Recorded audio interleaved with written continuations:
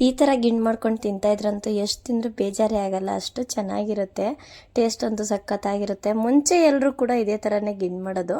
ಅಂದರೆ ಒಬ್ಬೊಬ್ಬರು ಒಂದೊಂದು ರೀತಿಯಾಗಿ ಗಿಣ್ಣನ್ನು ಮಾಡ್ತಾರೆ. ನಾನಂತೂ ಇವತ್ತು ನನ್ನ ವಿಡಿಯೋ ನೋಡಿಕೊಂಡೆ ನಾನೇ ಮತ್ತೆ ಇನ್ನೊಂದು ಸಲ ಗಿಣ್ಣನ್ನು ಮಾಡ್ಕೊತಾ ಇದ್ದೀನಿ.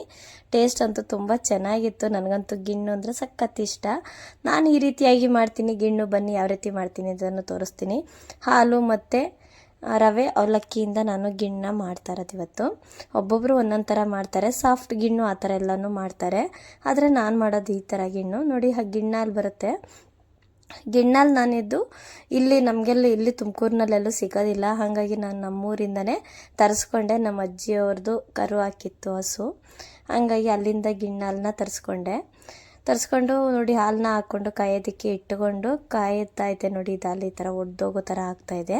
ಅಂದರೆ ಇದೇ ಥರನೇ ಆಗೋದು, ಏನು ಹೆದರ್ಕೊಳ್ಳೋ ಹಾಗೇನಿಲ್ಲ. ಒಬ್ಬೊಬ್ಬರು ಏನಪ್ಪ ಅಂದರೆ ಗಿಣ್ಣಾಲಲ್ಲಿ ಅದೇ ಸಾಫ್ಟ್ ಆ ಥರನೂ ಮಾಡ್ಕೊತಾರೆ. ನನಗೆ ಆ ಥರದಕ್ಕಿಂತ ಈ ಥರ ಕಡಲೆ ಈ ಥರ ರವೆ ಅವಲಕ್ಕಿ ಇದೆಲ್ಲ ಹಾಕ್ಕೊಂಡು ತಿನ್ನೋದಂತೂ ಸಖತ್ ಇಷ್ಟ ಆಗುತ್ತೆ ನನಗಂತೂ. ತುಂಬ ಚೆನ್ನಾಗಿರುತ್ತೆ ಟೇಸ್ಟೂ ಮಾತ್ರ. ನೋಡಿ, ಇವಾಗ ಹಾಲು ಚೆನ್ನಾಗಿ ಕುದಿಬೇಕು. ಕುದಿಯೋವರೆಗೂ ನಾವು ಇದೆಲ್ಲ ಐಟಮ್ ಅವೆಲ್ಲವೂ ಕೂಡ ಹಾಕೋಕ್ಕೆ ಹೋಗಬಾರ್ದು. ನೋಡಿ, ಇದಕ್ಕೆ ನಾನು ಬೆಲ್ಲನ ಹಾಕ್ಕೊಳ್ತಾ ಇದ್ದೀನಿ. ಹಾಲು ಚೆನ್ನಾಗಿ ಕುದಿ ಬಂದಮೇಲೆ ಇದಕ್ಕೆ ಬೆಲ್ಲ ಹಾಕ್ಕೊಳ್ತಾ ಇದ್ದೀನಿ. ಒಂದು ಅರ್ಧ kg ಬೆಲ್ಲನ ಕುಟ್ಟಿ ಹಾಕ್ಕೊಳ್ತಾ ಇದ್ದೀನಿ. ಚೆನ್ನಾಗಿರ್ತು ಮಾತ್ರ. ಟೇಸ್ಟ್ ಅಂತೂ ಸಖತ್ತಾಗಿರುತ್ತೆ. ನೀವು ಒಂದ್ಸಲ ಈ ಥರ ಟ್ರೈ ಮಾಡ್ಕೊಳ್ಳಿ. ನೋಡಿ, ಇದಕ್ಕೆ ಏಲಕ್ಕಿ ಪುಡಿನ ಹಾಕ್ಕೊಳ್ತೀನಿ. ಇದು ಕರ್ಗೋದಕ್ಕೆ ಅಂತೇಳಿ ಬಿಡಬೇಕು.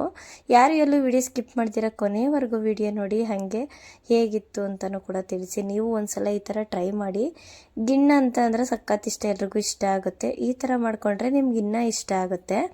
ನೋಡಿ, ಇದಕ್ಕೆ ಕಾಯಿ ತುರಿನ ಹಾಕ್ಕೊಳ್ತಾ ಇದ್ದೀನಿ. ಒಂದು 3/4 ಬೌಲಷ್ಟು ಅಂದರೆ 1 ಓಳು ಕಾಯಿ ತುರಿನ ಹಾಕ್ಕೊಳ್ತಾ ಇದ್ದೀನಿ. ನಾನು ಸ್ವಲ್ಪ ಜಾಸ್ತಿ ಕ್ವಾಂಟಿಟಿನೇ ಮಾಡ್ಕೊಳ್ತಾ ಇದ್ದೀನಿ. ಹಾಲು 2 ಲೀಟ್ರಷ್ಟು ಹಾಲಿತ್ತು, ಅಷ್ಟಕ್ಕೆ ಇದೆಲ್ಲ ಹಾಕ್ಕೊಳ್ತಾ ಇದ್ದೀನಿ. ಗಿಣ್ಣು ಹಾಲು ಅಷ್ಟು ತೊಗೊಂಡಿರೋದು, 2 ಲೀಟ್ರಷ್ಟು ಹಾಲು ತೊಗೊಂಡಿದ್ದೀನಿ.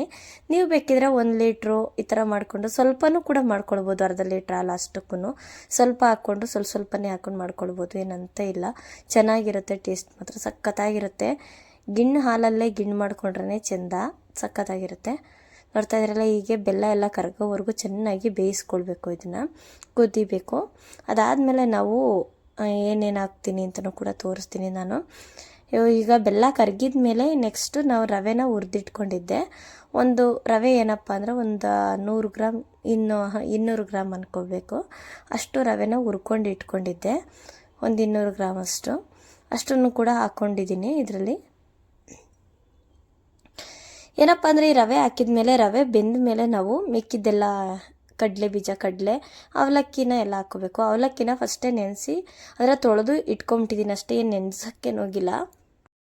ನೋಡಿ, ಕಡಲೆ ಇವೆಲ್ಲ ಸ್ವಲ್ಪ ತರಿಯಾಗಿ ಪೌಡ್ರ್ ಮಾಡ್ಕೋಬೇಕು. ಜಾಸ್ತಿ ಫುಲ್ಲು ನುಣ್ಣಗೆ ಮಾಡ್ಕೊಳಕ್ಕೆ ಹೋಗ್ಬಾರ್ದು. ಕಡಲೆ ಎಲ್ಲ ಬಾಯಿಗೆ ಸಿಗ್ತಾ ಇರಬೇಕು, ಆವಾಗೇ ಚೆನ್ನಾಗಿರುತ್ತೆ.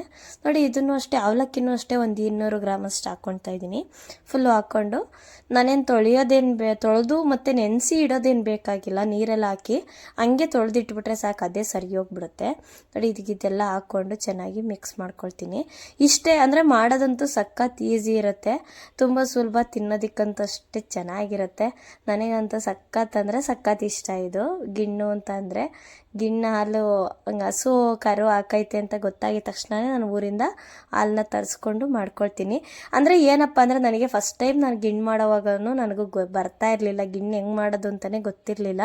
ನನಗೆ ಹೇಳ್ಕೊಟ್ಟಿದ್ದೆ ಈ ಥರ, ನಮ್ಮ ಅದಕ್ಕೆ ಹೇಳ್ಕೊಟ್ರು. ಅದೇ ಥರನೇ ನಾನು ಮಾಡಿಕೊಂಡೆ.